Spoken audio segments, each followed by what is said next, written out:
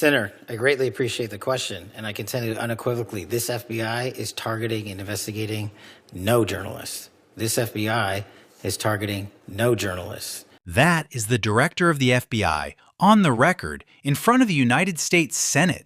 Not a campaign rally, not a friendly podcast, a budget hearing with a microphone running and a transcript being typed in real time. Before this hearing ends, Patty Murray proves he has done this exact thing before. Twice. Patty Murray has sat on this committee for over 3 decades. She does not raise her voice. She raises documents. Across from her sits Kash Patel, the man Donald Trump installed to run the FBI, a man who had never worked inside the bureau before he was handed control of it. This was supposed to be a routine budget hearing. It did not stay routine for long. Somewhere in the next few minutes, Kash Patel says something he cannot take back. Then, on a different topic, in front of the same committee, he says almost the exact same kind of thing again. What happens in between those 2 moments is the whole story, and by the end, you will understand exactly why this video is called what it's called. This is not a courtroom. Nobody swears anyone in for a budget hearing like this one. But that almost makes what you are about to hear more serious, not less. There is no judge threatening perjury charges in this room. There is only a director choosing, twice, what to say when the easiest thing in the world would have been to simply agree with the number already sitting in front of him. Keep that in mind as this unfolds. Every answer you are about to hear was a choice he made in real time, on camera, with the record running. Murray opens somewhere nobody in that room expects, not with an attack, with a thank you. I want to start by recognizing important work by the FBI to crack down on fraud. In one case, the FBI helped bring justice multiple former business owners who orchestrated a $205 million Medicare fraud scheme on the American people. $205 million. Not a rounding error, a number large enough to matter to real patients.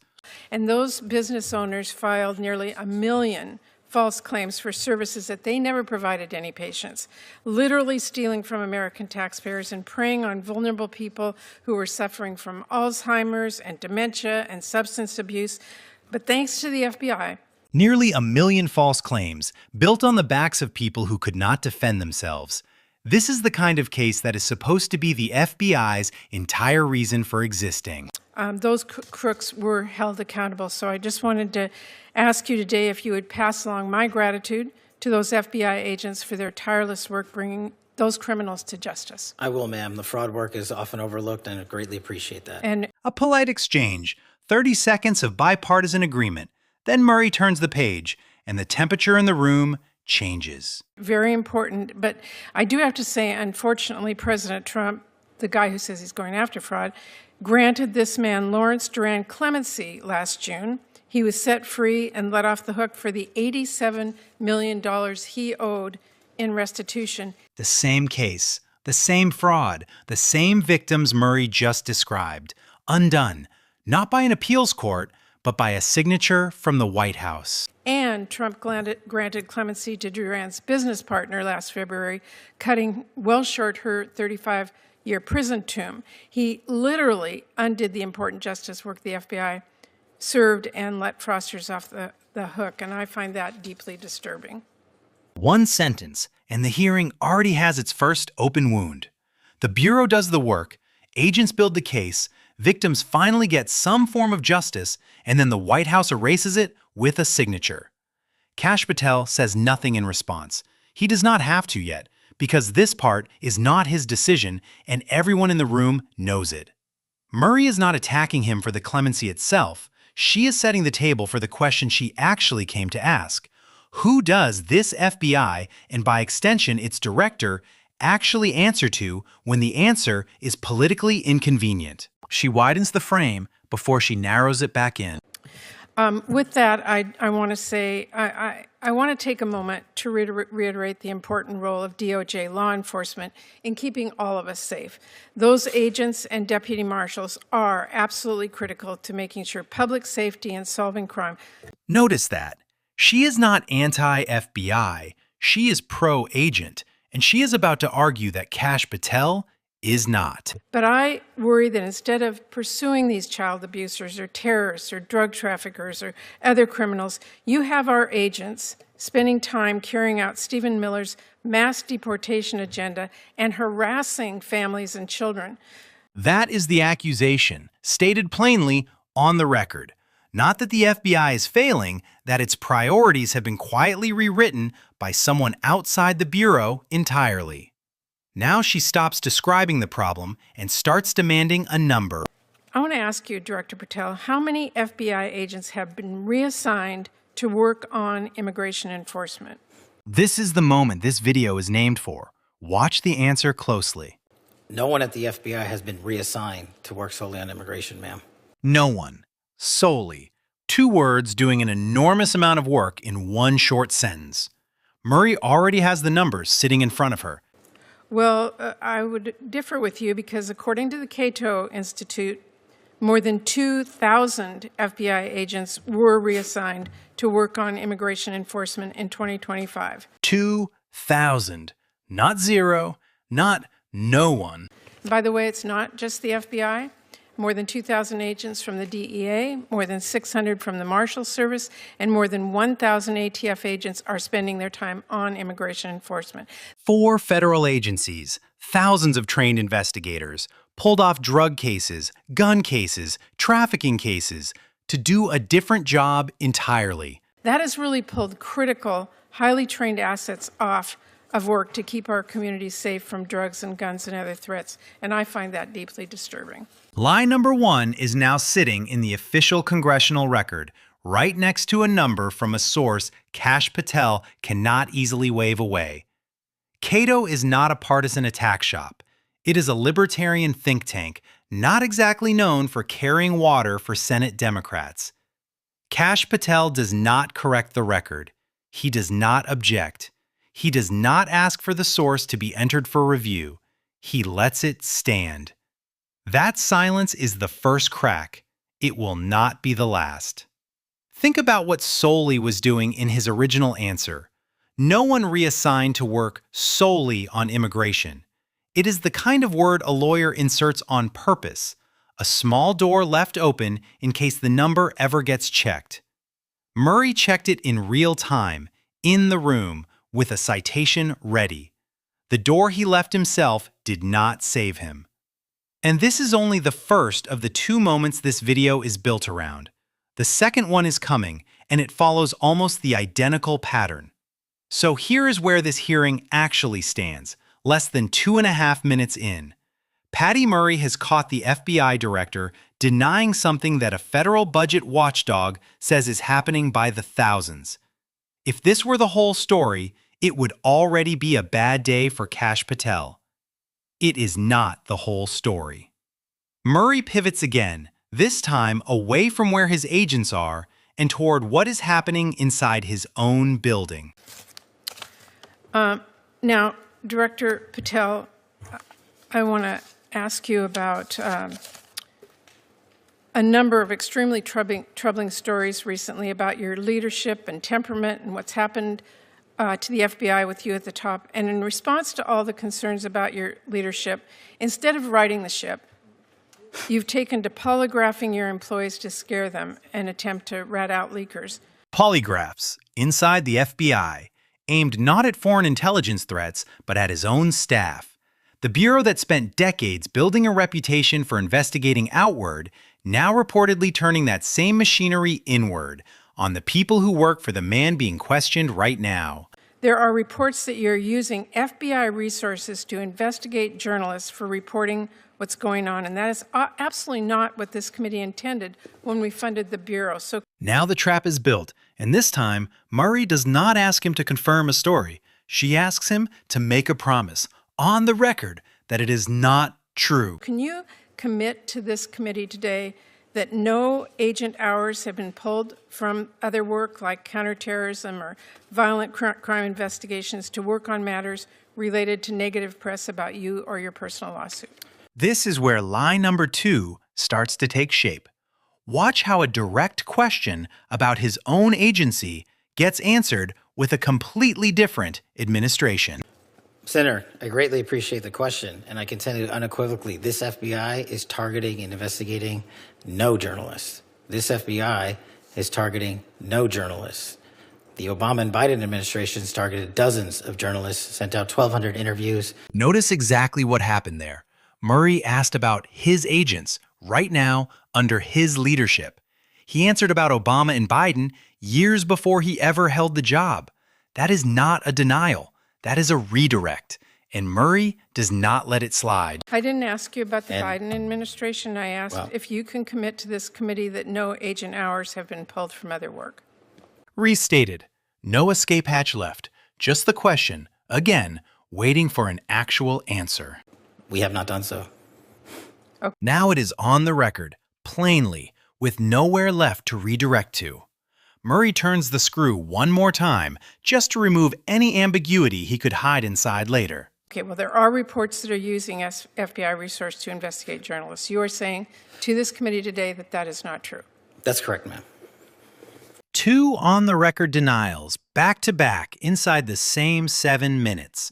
Lie number 1 was about where his agents actually are. Lie number 2 is about what those agents are actually doing. According to his own testimony, both questions are closed, clean, denied. According to the record Murray just built around him, neither one holds up under the numbers already sitting in front of the committee. That is the twice this video is named for. Not 2 vague accusations from a political opponent. 2 flat, specific denials entered into the congressional record, sitting directly across from documented figures that say otherwise. Let's pause and restate exactly what just happened, because it matters. A sitting FBI director was asked, twice, whether his agency's resources had been redirected away from their stated mission. Twice, he said no. Twice, the senator questioning him had a specific, sourced number ready that said otherwise. That is not a disagreement about opinion. That is a factual claim made under his own name that does not match the record in front of the committee that funds his agency. And the reason this matters beyond one hearing room is simple. This is the committee that decides how much money the FBI gets next year. If the director cannot give it a straight answer about where his current agents already are, that is not a small procedural detail. That is the exact information this committee needs most, and the exact information it just did not get. Murray shifts one more time, from conduct to money, and in the middle of it, something almost human slips out. Okay, well, let me just say, Director Patel, we need a serious budget. Director Ray, not Patel. The name of the man Kash Patel replaced, spoken by accident, mid-sentence, about serious leadership. Nobody in the room corrects it, nobody has to. Murray moves straight past it into the number that actually matters to her. There is one clear priority in Trump's overall budget, and it isn't law and order, it is war. Because while Trump is proposing cuts to programs that really do keep people safe, he wants to increase war spending. $500 billion in additional war spending, discussed in the same breath as an FBI budget that, according to Murray, cannot even keep track of where its own agents are working. It is a strange contrast to sit with. More money for the Pentagon, and a bureau that just told this committee no one was reassigned when the number, by outside count, was in the thousands. She tells the room exactly what she intends to do about it. By $500 billion. And I don't need to tell anyone here we are not going to bomb our way to safer communities. So I intend to help rip that budget up and write bills that keep families safe. But beyond that budget, we need serious leadership at the FBI that the American people can trust. Then Murray stops talking about budgets and starts talking about optics. This is the line that ends up in every clip of this hearing, and it is delivered without a single raised word. And I am deeply concerned about the reports that your leadership has not been serious. We need somebody at this agency who's focused on solving criminal cases, not passing out branded bourbon or jetting around the globe. Your job is to be reachable. And I know Senator Van Hollen asked you about this, but I got to say, if you want to pass out liquor or pop bottles in a locker room, stick to podcasting. Leave law and order to people who really do care about justice and appearances. That is really critical. No shouting, no pointed finger, just a sentence built to travel far past this room. Kash Patel asks for the floor. Can I respond? What follows is not a denial. It is a wall of numbers. This is what real leadership looks like at the FBI. Every one of you was given it. This is what's happened under my tenure at the FBI and the Trump administration. 20-point drop in the homicide rate, 45,000 violent offenders arrested last year, twice as many as 2024, 2,450 criminal gangs disrupted. That's a 322% increase from 2024. 6,900 child victims have been located since I've been in the seat. That's a 144% increase. 2,900 child predators and human traffickers arrested. That's a 70% increase. And we've arrested 8 of the top 10 most wanted fugitives in the world in 14 months. That's twice as many in the 4 years combined. Real numbers, delivered with real confidence. But listen to what they do not do. None of them answer the question Murray actually asked. She did not ask whether the FBI arrests criminals. She asked whether its director reassigned agents away from that exact work, and then misled the committee about it. Patel closes with the line that tells you exactly how he sees this entire hearing. That is what the men and women of the FBI are doing, well-resourced. Everyone should take a look at this. If people want to continue the baseless, fraudulent, false personal attacks at me, that's great. Keep the target on me, as I've always said, but the mission has never been better. Not, that's untrue. Not, here's the correction for the record. Just, keep the target on me. A man who was told twice that the public record contradicts his own testimony, choosing to talk about everything except the record itself. Notice, too, what he never does in that entire response. He never revisits the immigration number. He never revisits the journalist question. He answers the criticism he wishes he had been given, not the one he actually received. That is a pattern people recognize instantly, even when they cannot name it. Murray gets one more turn. She does not chase the statistics at all. She goes straight back to where this started. I appreciate the work of our FBI agents, but leadership, serious leadership, is a concern. And we are seeing the pictures of passing out branded bourbon and what happened at the Olympics, and jetting around the globe and all the rest of it. And that, I will say again, Mr. Chairman, is of deep concern to me. And that is the open loop, closed. This was never really about bourbon bottles or Olympic photos or even the Medicare fraud numbers Murray opened with. It was about one question. Will the man running the FBI tell this committee the truth when the truth is inconvenient for him? Twice in this hearing, he was asked a direct question about his own agents. Twice, he gave an answer the public record does not support. The Cato Institute's numbers do not disappear because Kash Patel says no one. The reports about journalists do not vanish because he says, "That's correct, ma'am." What's left in the official record is exactly what you just heard. Not accusations from a political rival, his own words, sitting next to the facts, entered on the same day, in the same room, under his own name. The director of the FBI had every chance in that room, on camera, in front of the committee that funds his agency, to simply say, "You're right, let me correct that." Twice he had that chance. Twice he reached for a redirect and a stat sheet instead. The numbers he read off may well be true, but they were never the question. The question was whether he would tell this committee the truth about his own agency when the truth was inconvenient, and the record now answers that for him. What would you have asked him?